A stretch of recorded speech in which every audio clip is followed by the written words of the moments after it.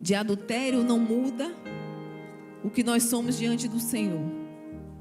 Nós somos falhos, pecadores, e nós necessitamos constantemente, todos os dias, da mão do Senhor, para que o Senhor venha nos levantar, para que quando nós cometêssemos alguns pecados, algumas falhas, apesar de ter pessoas para nos acusar, para apontar o dedo, para dizer que nós somos errados, sempre terá uma mão estendida para nos levantar. E para dizer, não para apoiar o nosso pecado, mas para dizer, filho, filha, vá e não peques mais. O nosso Deus é um Deus que levanta. O nosso Deus é um Deus que não nos acusa, mas é um Deus que nos ergue, que nos coloca de pé e que nos dá mais uma chance. E o que essa mulher teve foi mais uma chance. Essa noite nós estamos num culto da família. Nós temos um momento também de libertação. E eu sei que para cada palavra o Senhor, Ele dá uma direção de uma forma específica. E eu queria fazer só uma ressalva e pedir perdão a toda a igreja. Nós estamos com alguns probleminhas técnicos pela mudança de sala, né, da mídia. Então, só peço a vocês que tenham um pouquinho de paciência. Algumas falhas já aconteceram aqui no início do culto, mas estamos sanando em nome de Jesus. É somente uma transferência de lugar e alguns cabos foram cortados, mas eu creio que tudo vai ser para a melhora, né, da igreja. E no início é assim mesmo, né? Até juntar tudo, mas tudo vai ficar tudo certinho, como nós desejamos, e tudo para a glória de Deus, para tudo ser perfeito, para o culto que venha funcionar de maneira perfeita. Amém? O tema dessa noite é: a graça e a misericórdia de Jesus estará sempre ao nosso alcance. Eu queria que você olhasse para o seu irmão aí, que precisa de misericórdia, que precisa de graça, e dissesse assim: meu irmão, a graça e a misericórdia de Jesus sempre estará ao nosso alcance. Amém? Glória a Deus. Amém. Glória a Deus. E devemos sempre aproveitar essas chances. Eu estava fazendo, sempre a gente faz, né? Estamos diante de uma semana para findar um ano. E a gente sempre faz uma retro. A gente faz, né? A gente começa a pensar de como foi o ano. E eu vou dizer para vocês, queridos, esse ano foi o ano que eu mais fui a velório. Esse ano foi o ano que eu mais presenciei notícias de morte. Mas eu digo: Senhor, eu estou viva. Se você está respirando, se você se encontra neste lugar, o Senhor ainda tem propósito na sua vida. O Senhor ainda tem algo preparado para que você venha cumprir. Porque a promessa do Senhor já foi liberada. Basta que a gente execute. Basta que a gente obedeça aquilo que o Senhor já preparou para cada um de nós. Amém? Quem tem promessa? E a pergunta é: você vai cumprir a promessa do Senhor? Senhor, eu quero cumprir as tuas promessas. Senhor, eu quero fazer a tua vontade. Mas na hora a gente sempre quer colocar o nosso dedinho. Sempre a gente quer colocar as nossas mãos para fazer, para ir na frente de Deus. Não, Deus, é porque o Senhor está atrasando um pouquinho, Senhor. O Senhor está fazendo assim e tal. E eu preciso que seja adiantado o processo. O Senhor não adianta o processo. O Senhor, Ele chega na hora exata. E às vezes demora mais porque a gente retruca. E às vezes a gente quer da nossa forma. E estamos diante, como eu falei, de um clássico da Bíblia. A história da mulher adúltera. Temos tantas lições aqui para tirar nessa passagem. Essa mulher, ela é pega em um ato de adultério.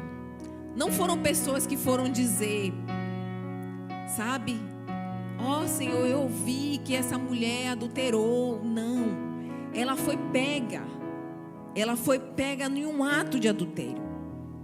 E quem conhece das leis, quem sabe do Velho Testamento, a lei era bastante rigorosa naquele tempo para esse tipo de pecado, para esse tipo de ato. E quanto mais o ato era presenciado, aí sim que era muito mais notório para as pessoas acusarem. E essa mulher, ela foi pega. E a lei de Moisés manda que apedreje. Todo o ato de adultério não tinha mais chance. Pegou em adultério, era sentenciado. E todo adúltero que era pego em adultério, ele tinha essa morte. E nós lemos aqui o versículo 5. O versículo 5 diz assim: e na lei nos mandou Moisés que as tais sejam apedrejadas.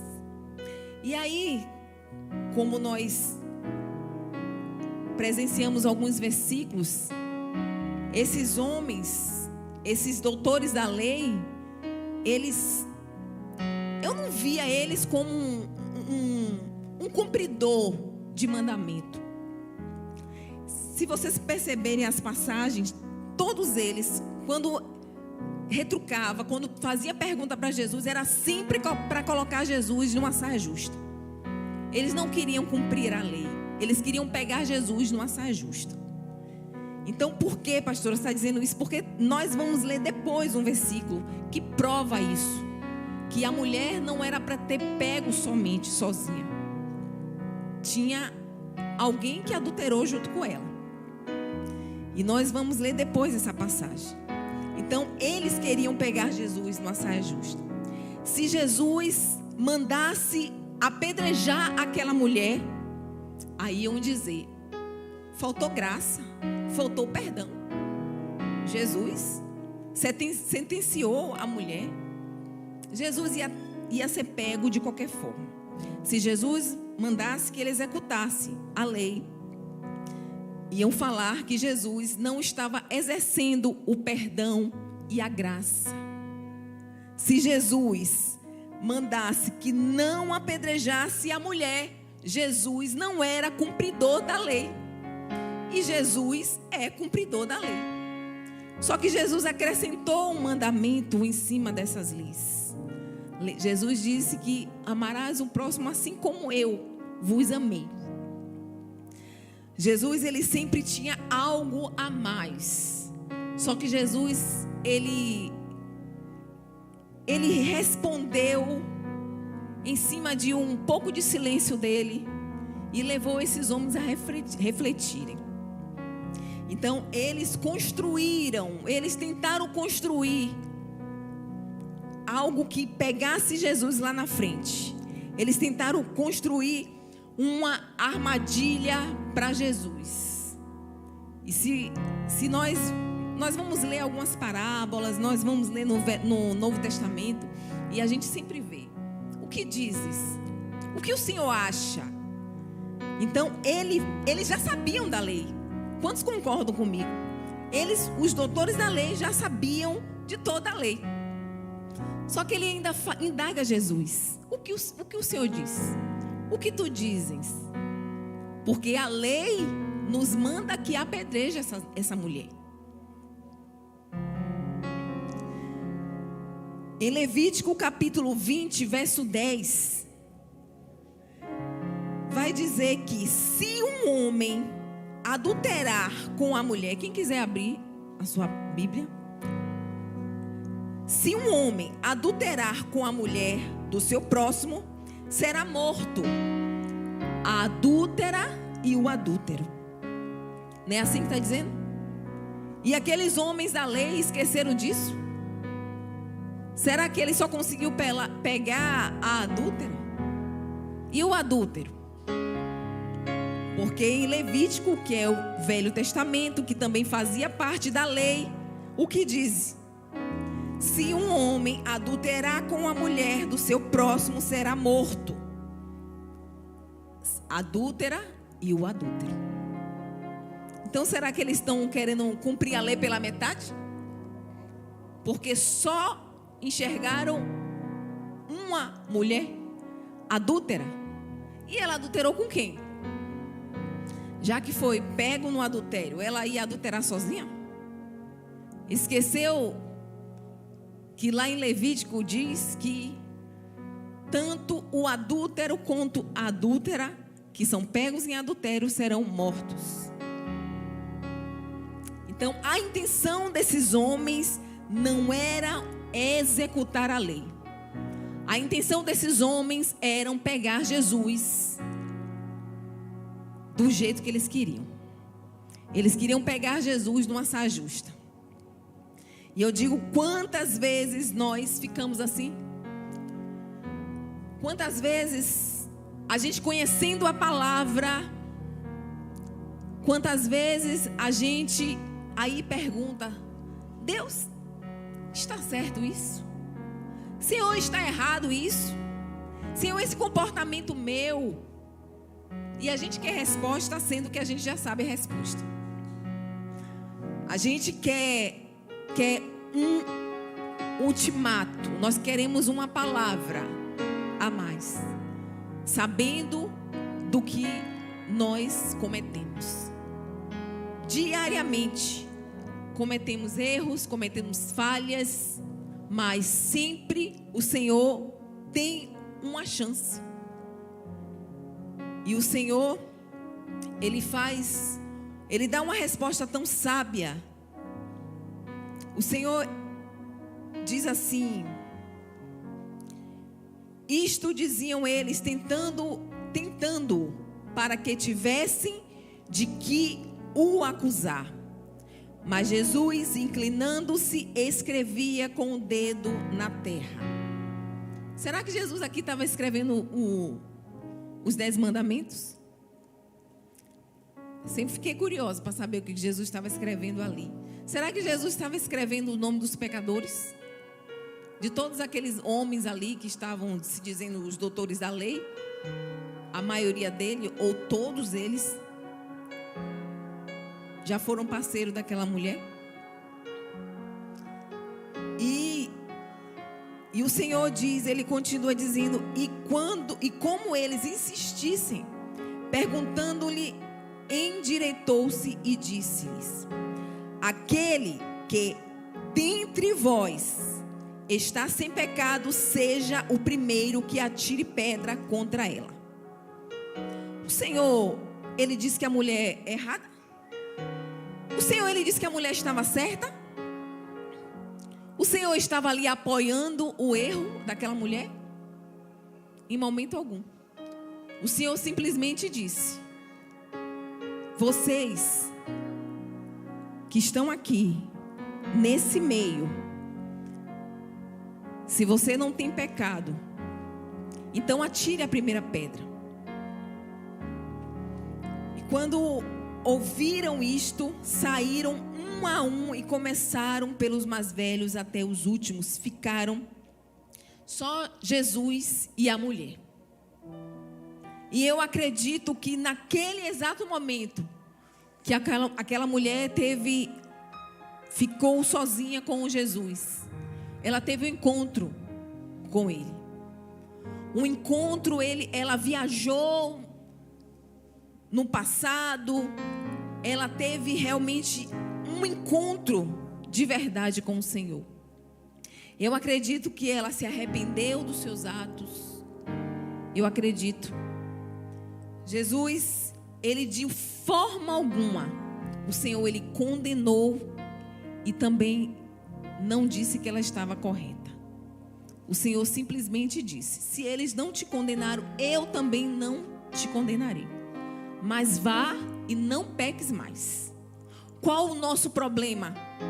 O nosso problema diário é que nós cometemos um pecado, falhas, e às vezes a gente não sabe o peso que causa em nossas vidas. Aquela mulher poderia ter sido sentenciada, morta por aqueles homens, sem nenhuma chance. Jesus poderia condenar com toda certeza, porque Jesus era o único que não tinha pecado. Jesus, ele se encontrava naquele lugar e ele era o único que poderia acusar aquela mulher. E o Senhor, ele não a condenou. O Senhor, ele também não a justificou. O Senhor, ele simplesmente disse: vá, mulher. Se eles não te condenaram, eu também não vou condenar. Mas vá e não peques mais. Estamos diante de um ano, como disseram, muito difícil. Onde a internet, as redes sociais tomaram conta, pegando mentes vazias,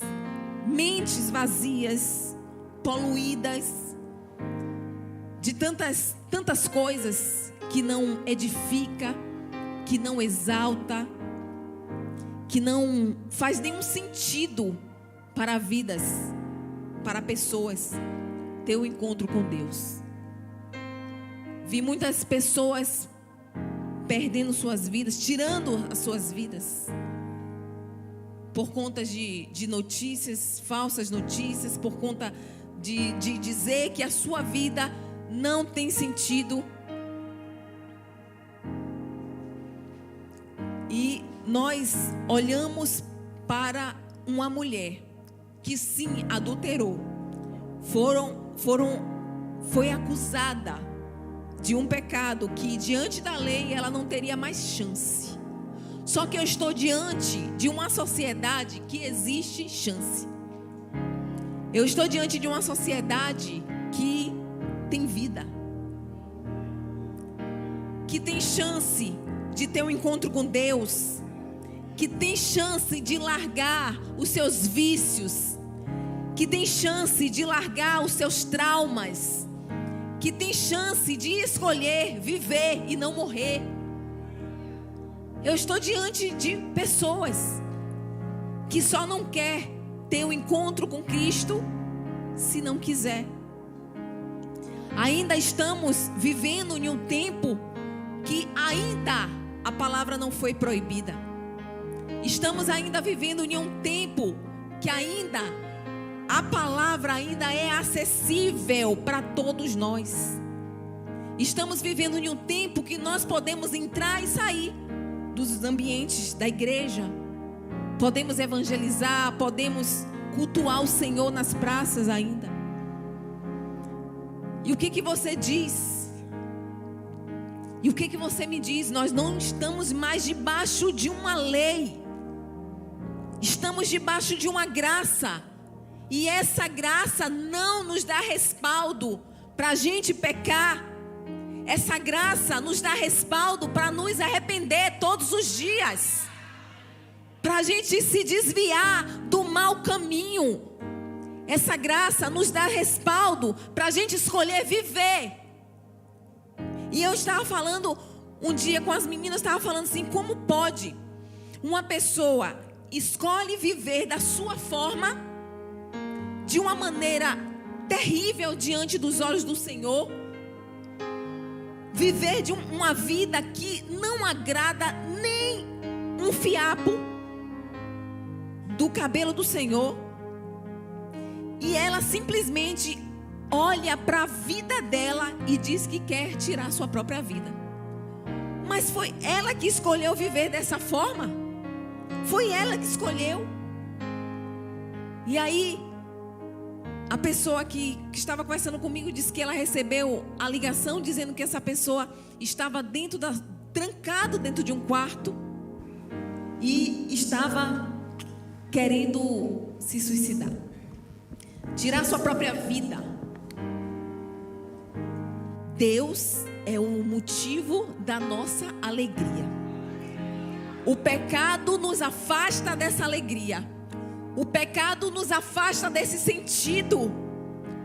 o pecado nos afasta de termos uma vida com Deus. Então, por isso que o inimigo sempre vai colocar coisas dentro da sua vida, do seu pensamento, para que você ache que a sua vida não tem sentido.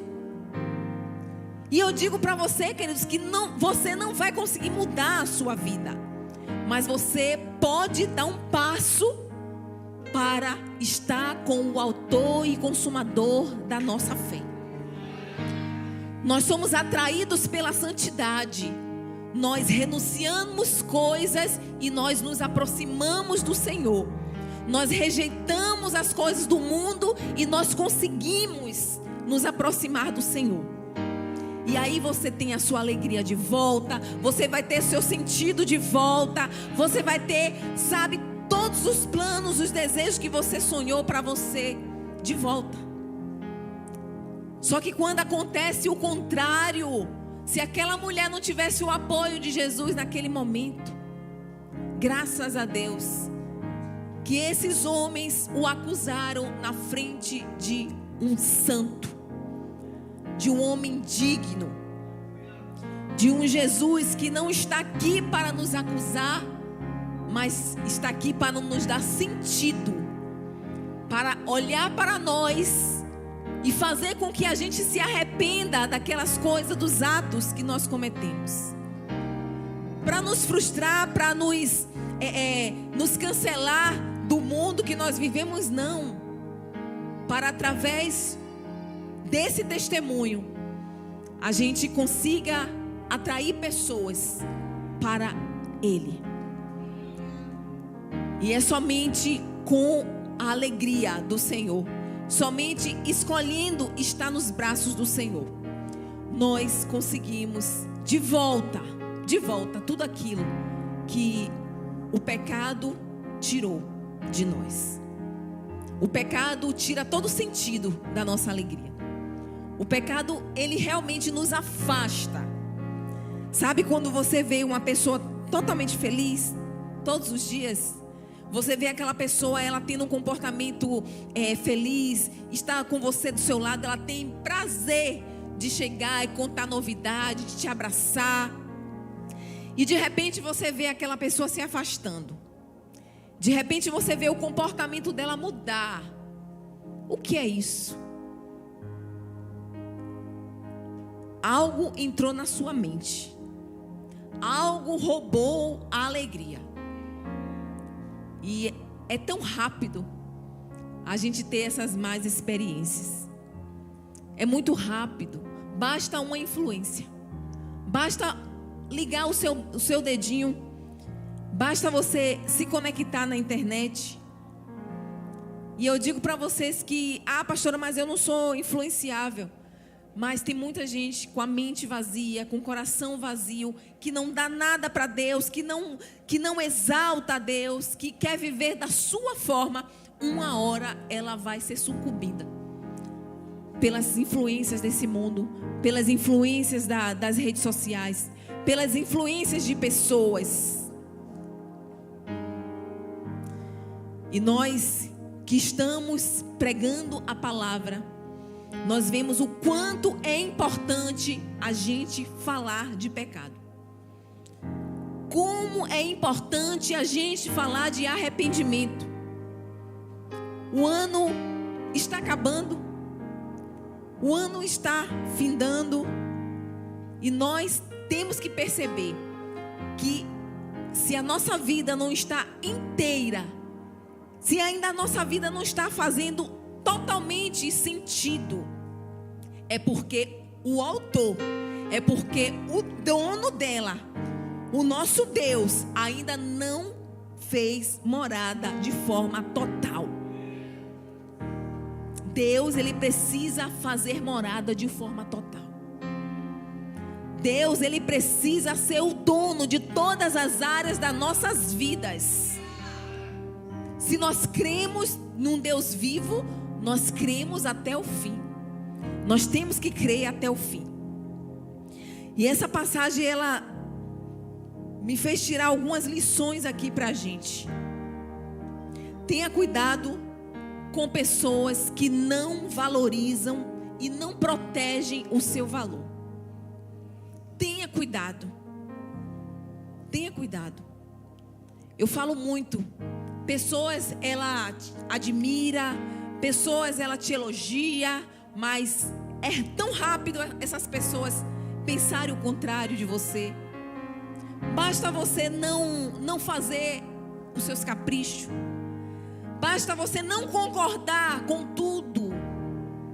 Ela, num instante, perde a admiração e ela deixa com que aquele cuidado, aquele zelo que ela tinha por você se perca de uma forma tão rápida.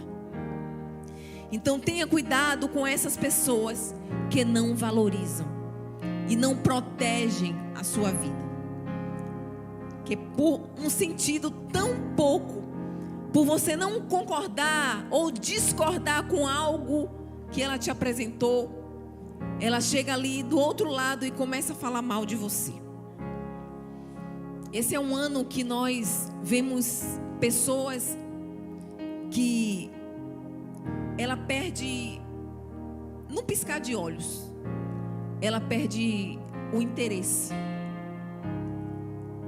Ao mesmo tempo que ela diz que ama, ao mesmo tempo que ela quer estar ao lado daquela pessoa, ela também, ela perde, como se a sua vida não tivesse tanto valor assim. E existem muitas pessoas assim. O Senhor, Ele diz em seu mandamento que nós temos que amar uns aos outros. Amar é valorizar. Amar não é porque você discordou com algo dela que você precisa, sabe, botar o nome dela na feira, ou então falar mal dela, ou então não querer ela mais por perto, ou desvalorizar ela como uma vida preciosa do Senhor. Então, cuidado também com isso também. A segunda lição é: sem amor, o evangelho virá pura religiosidade. O evangelho que nós conhecemos é poder de Deus. O evangelho, ele transforma, ele nutre, ele muda, ele faz tudo em nossas vidas.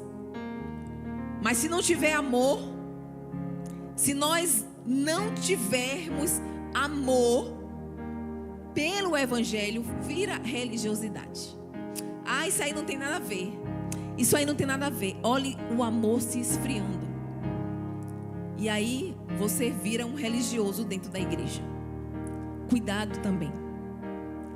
Não julgues, antes reconheça o seu próprio pecado. Olha aí aqueles homens, tudo, eu já vejo o som daqueles homens jogando uma pedra em cima da outra e saindo. Quando nós julgamos alguém, nós temos que estar com nossa vida totalmente limpa. A não ser que esse julgamento te traga um respaldo. Eu nunca fiz esse ato aqui. E aí você julga segundo a palavra. Mas quando você aponta o dedo para a pessoa, não gera vida, não gera transformação, você está acusando. Você só acusa, mas você não gera vida. Você não gera arrependimento, transformação na vida de alguém. E aí o Senhor diz assim: olhe para você, olhe para a sua vida e veja como você está se comportando. Devemos estar atentos às nossas escolhas. Eu vejo sempre as pessoas falando assim: poxa, esse ano eu não tive sorte. Esse ano eu escolhi isso e me arrebentei. Esse ano eu escolhi um lado e me arrebentei. É porque não teve a direção do Senhor? É porque eu me precipitei? É porque eu fiz da minha forma? Então, todo mundo, todos nós que temos a palavra do Senhor como fonte inesgotável, como direcionamento para as nossas vidas, nós temos que confiar. Nós temos que direcionar as nossas petições, as nossas orações ao Senhor e esperar que Ele responda. E gerar paz caso Ele não responda. Porque às vezes as pessoas querem que Deus, Ele se materialize e deixe por escrito. E aí as pessoas ficam ali aguardando.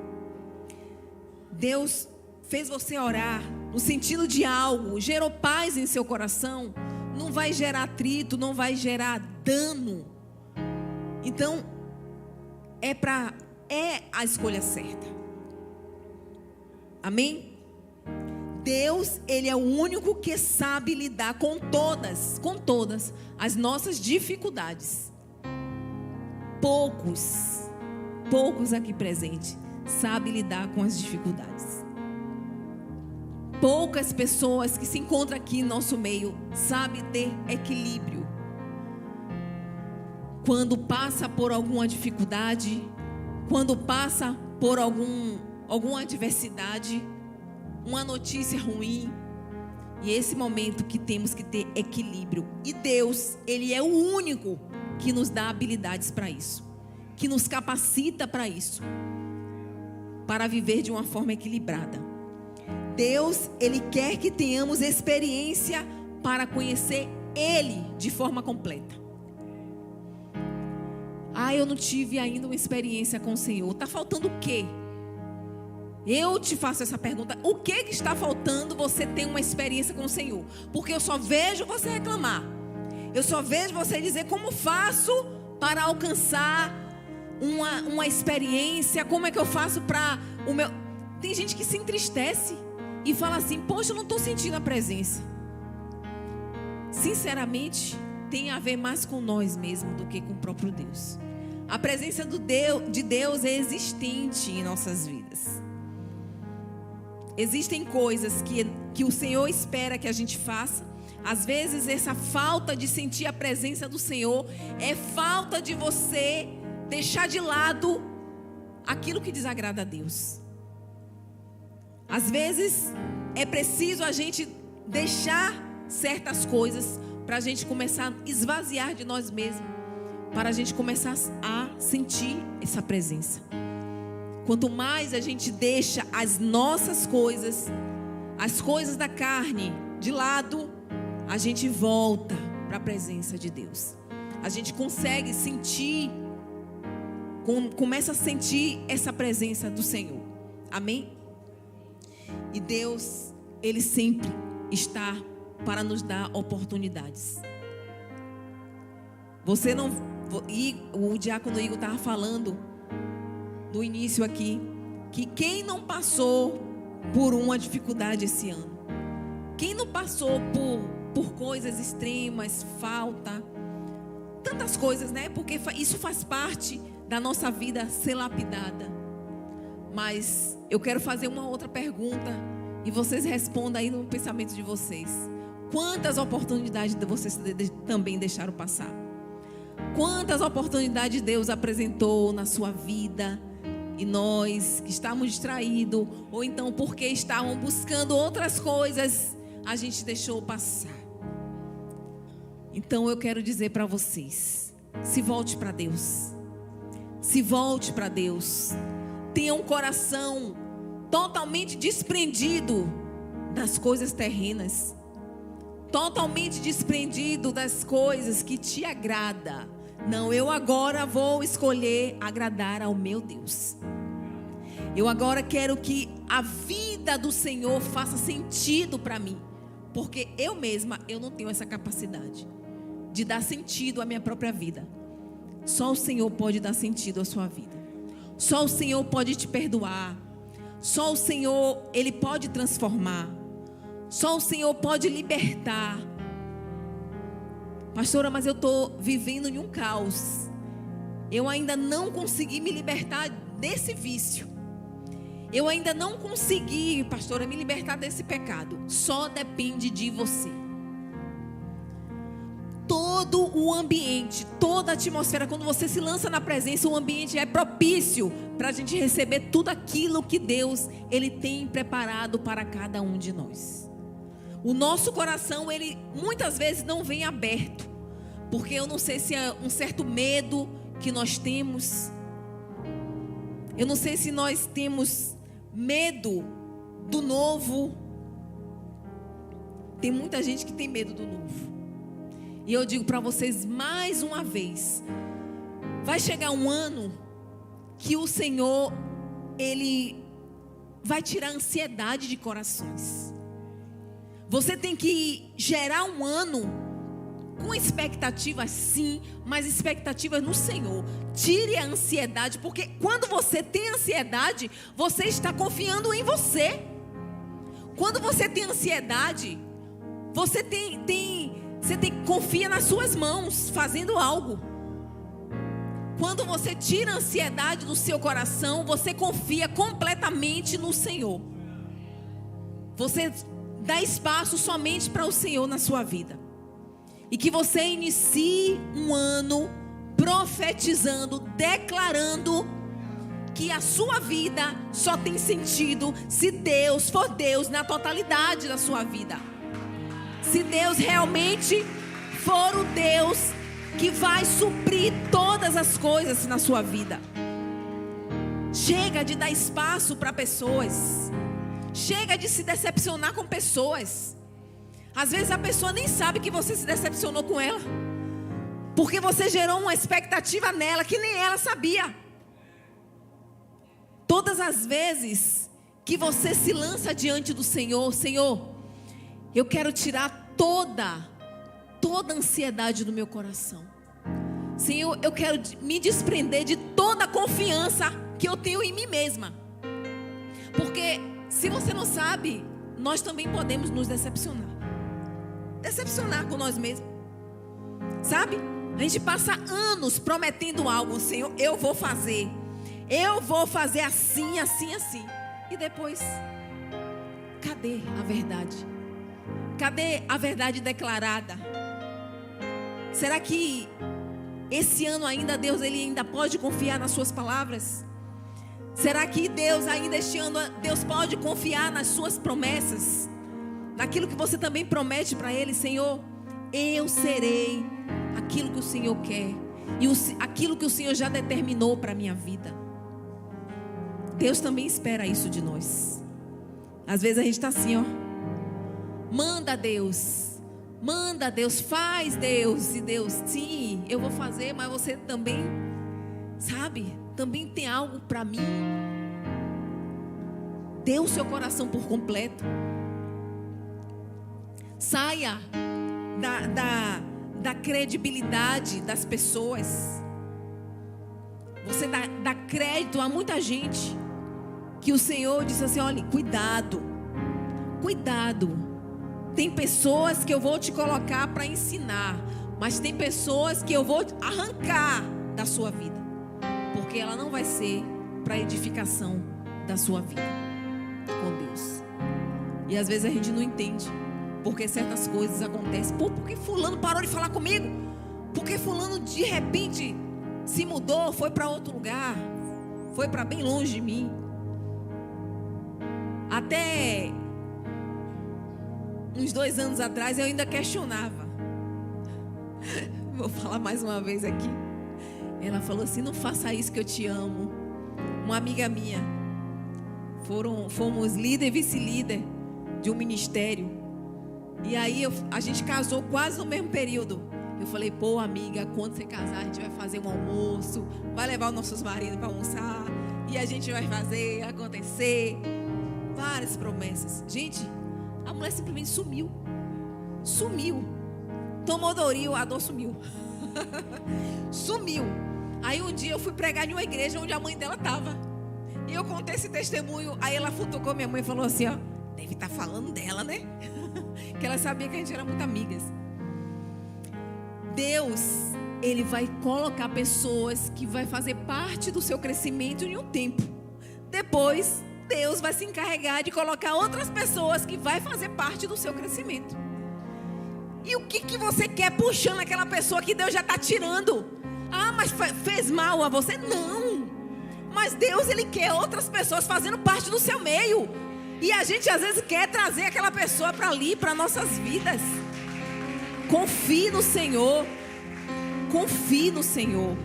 E outra coisa maravilhosa é, Senhor, Escolhe as minhas amizades, Senhor.